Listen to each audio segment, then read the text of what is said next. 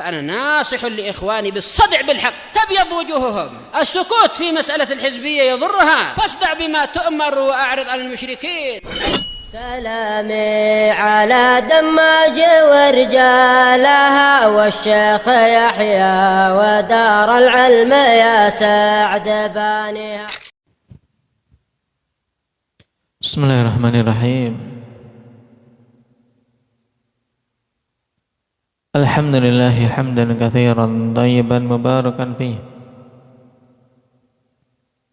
kama yuhibbu rabbuna wa yardah. Asyhadu an la ilaha illallah wahdahu la syarika lah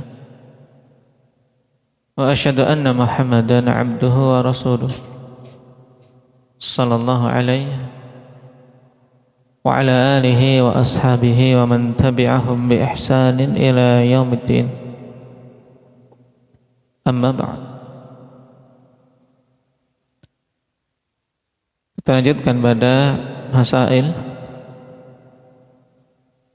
yang disebutkan oleh Syekh Muhammad bin Abdul Wahhab rahimahullah.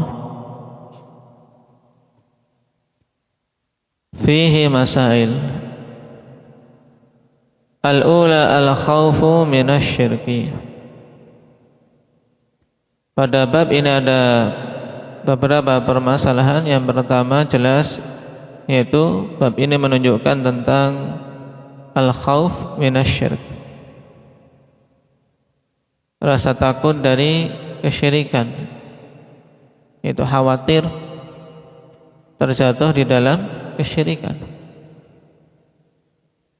Nah, sebagaimana ayat tentang Nabiullah Ibrahim, wajnubni wa baniya an na'budal asnam. Kalau Ibrahim saja begitu khawatir atas dirinya dari menyembah berhala, apalagi kita. Demikian pula pada dalil-dalil yang disebutkan yang lain pada bab ini. Ayat pertama, innallaha la yaghfiru an yushraka bih. Ini juga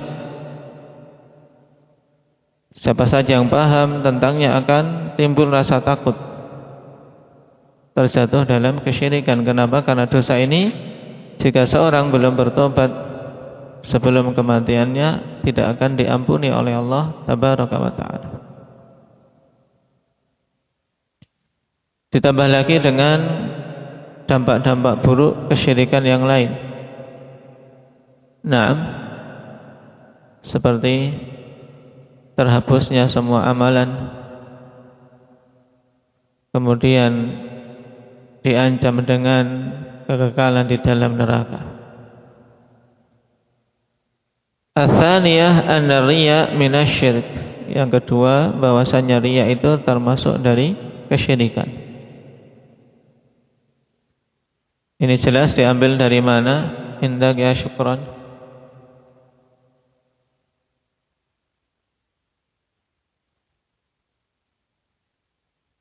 Nah, hadis apa itu?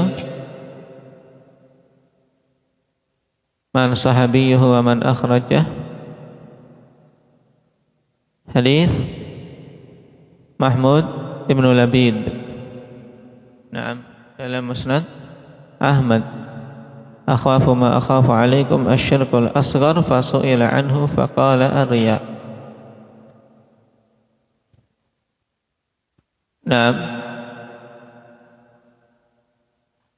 Ats-tsalitsa annahu minasyirkil asghar.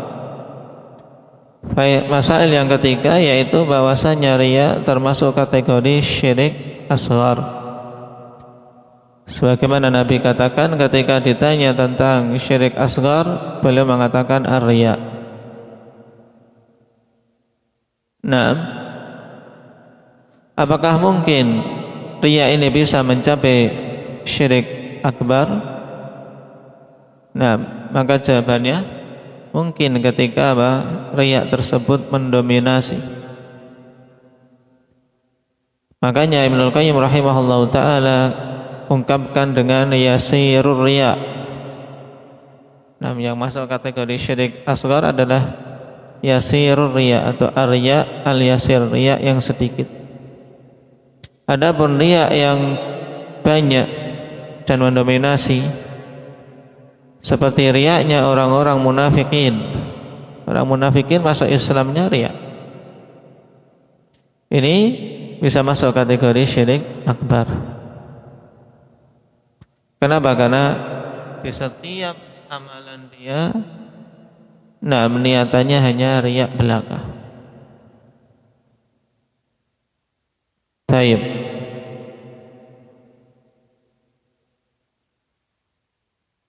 Kenapa? Karena tidak ada keikhlasan sama sekali. Ar-rabi'ah annahu akhwafu ma yukhafu minhu 'ala salihin. Bahwasanya syirik asghar ini adalah perkara yang paling dikhawatirkan menimpa orang-orang saleh. Kenapa? Karena tidak terlihat. Dan bahkan pelakunya saja terkadang tidak menyadari telah terjatuh di dalamnya, karena terkait dengan niatan-niatan, sehingga Nabi SAW sangat mengkhawatirkan hal itu menimpa sahabatnya. Taib. Al-khamisah qurbul jannati wan nar.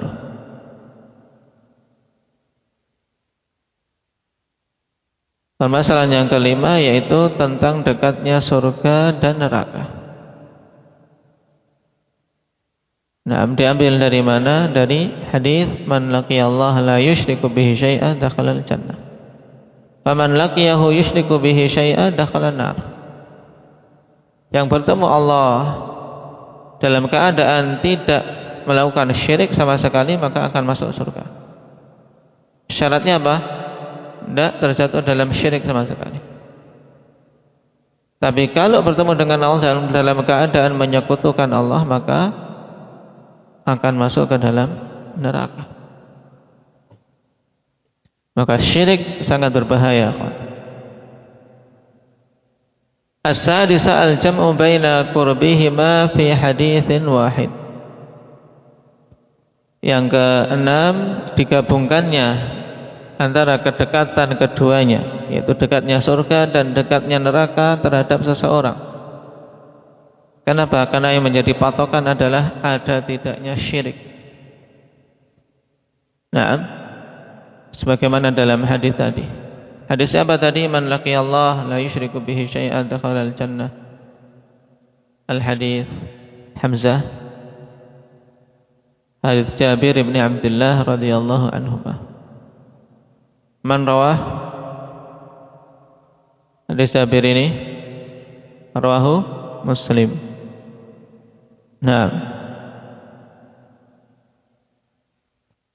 Dan tentunya ikhwan,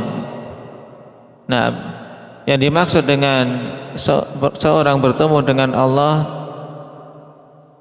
dalam keadaan tidak menyekutukannya dengan sesuatu apapun, berarti apa? Dia melakukan amalan-amalan tauhid. Bukan berarti yang penting tidak syirik dan tidak ibadah, tidak melakukan apa-apa. Yang dimaksud di sini tidak terjatuh dalam kesyirikan.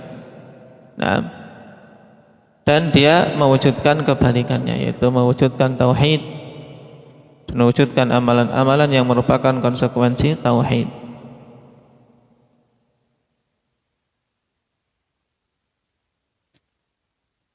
Dan ini dekat dengan hadis yang telah kita lewati di awal bab tentang hakul ibadi 'ala Allah. Apa itu? Badri.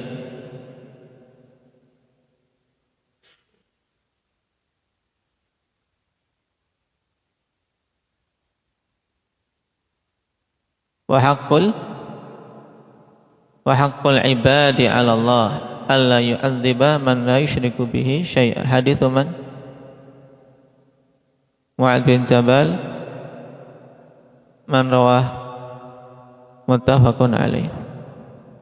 Hak Allah subhanahu, hak hamba atas Allah, wa haqqul ibad 'ala Allah. Untuk tidak diadab seorang pun yang tidak menyekutukan Allah subhanahu wa ta'ala. Pembahasannya sama, yaitu tidak menyekutukan Allah dan dia menunaikan kebalikannya, yaitu mewujudkan tauhid. As-sabi'ah yang ketujuh,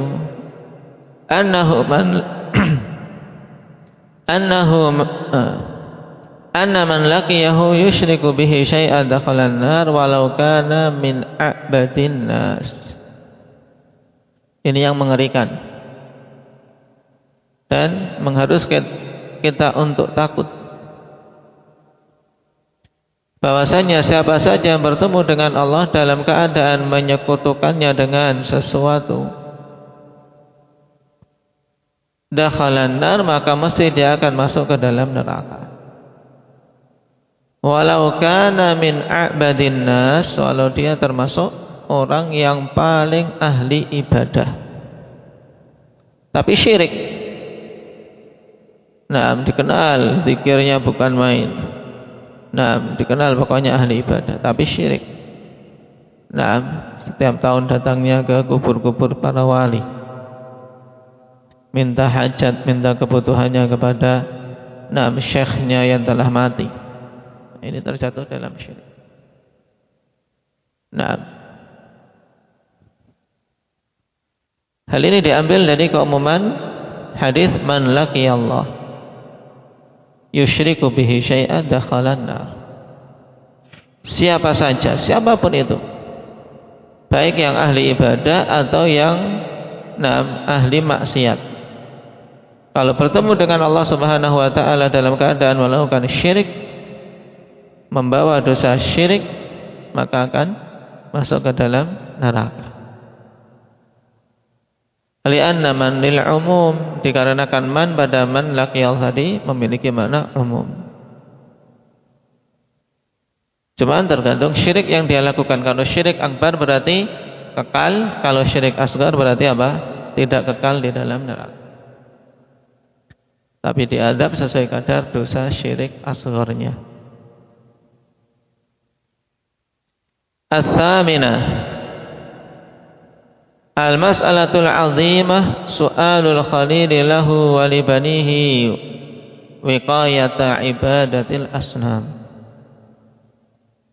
Yang kedelapan, permasalahan yang besar, yaitu permintaan al-khalil, yaitu permintaan Nabiullah Ibrahim untuk diri beliau sendiri dan untuk anak-anak keturunan beliau, wiqayata ibadatil asnam, untuk dilindungi dari peribadatan terhadap berhala. Nah, diambil dari mana ini? Hendak ya Muhammad situ. Wajnubni wa baniya an na'budal asnam. Rabbi innahunna adlalna katsiran minan nas. Wahai Rabbku, sungguhnya mereka ini, yaitu berhala-berhala itu, segala sesuatu yang disembah selain Allah telah menyesatkan banyak manusia. Tayyib. Nah, disebutkan di masalah yang ke-9. I'tibaruhu bihadil aktsar. At-tasi'ah i'tibaruhu bihalil aktsar, yaitu Nabiullah Ibrahim mengambil i'tibar, mengambil pelajaran dengan kondisi mayoritas manusia. Ternyata kondisi mayoritas manusia itu mereka apa? Sesat. Liqaulihi ta'ala Rabbi innahunna adlalna katsiran minan nas. Wahai Rabbku, ya, perkataan Nabi Allah Ibrahim yang Allah khabarkan di dalam Al-Quran. Wahai Rabbku, sungguhnya mereka-mereka itu, yaitu berhala-berhala itu, telah menyesatkan kebanyakan dari manusia. Tayyib.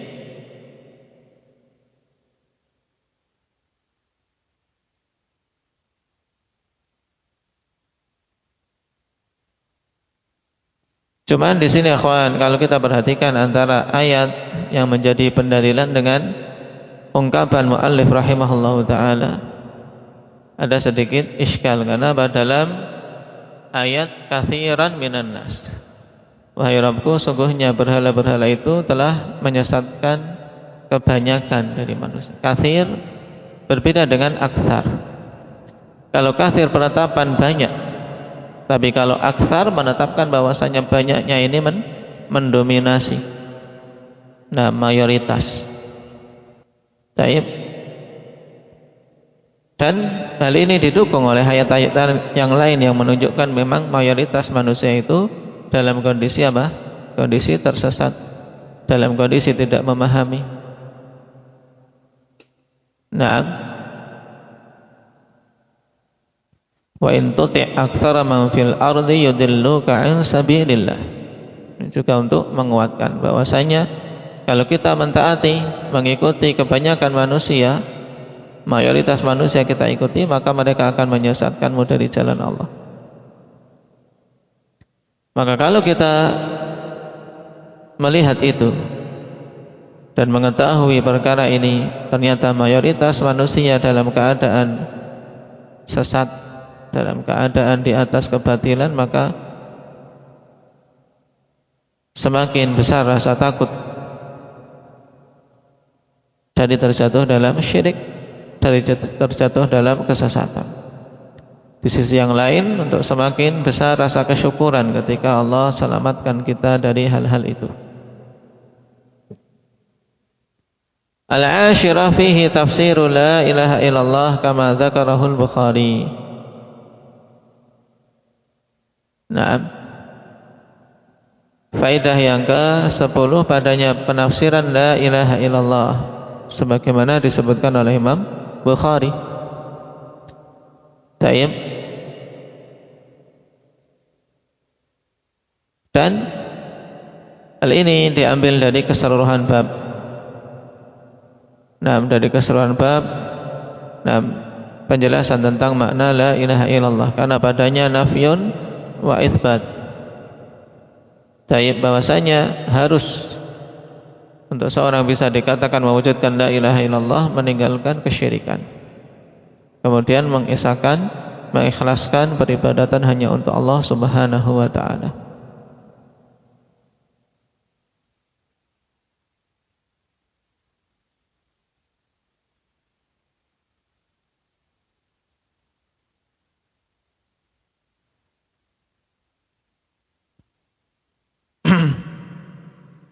Kemudian yang terakhir al-hadiyata asyrah fadilatu man salima minasyirki. Ini jelas di akhir faedah yang baru sebutkan, yaitu pada bab ini terdapat penegasan atau isyarat tentang keutamaan orang-orang yang selamat dari kesyirikan.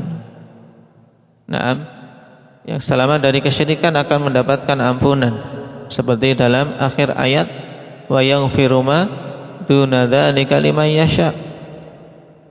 Di situ yang penting selamat dari syirik, ada kemungkinan untuk diampuni. Tayyib. Mendapatkan janji pengampunan. Wa yaghfiru ma duna dzalik. Kemudian juga diambil dari hadis wa man laqiyahu la yusyriku bihi syai'a dakhalal jannah. Hadis apa ini tadi? Indak ya Salman? Jabir bin Abdullah, rawahu Muslim. Kita selesai dari bab yang singkat ini, bab al-khauf minasyirki. Waktu yang tersisa untuk setoran dari awal masing-masing sama temannya. Tapi sebelum kita masuk pada bab yang keempat, nasallallahu taufiq wassadad walhamdulillahirabbil alamin. Sebagian pembahasan ikhwan akan ada babnya sendiri, makanya kita tidak terlalu mendetailkan dalam bab ini, seperti misalnya pembahasan tentang riya dan hukum amalan yang terjangkiti riya, itu nanti ada pembahasan bab tersendiri tentang riya. Juga bab tentang apa? Tentang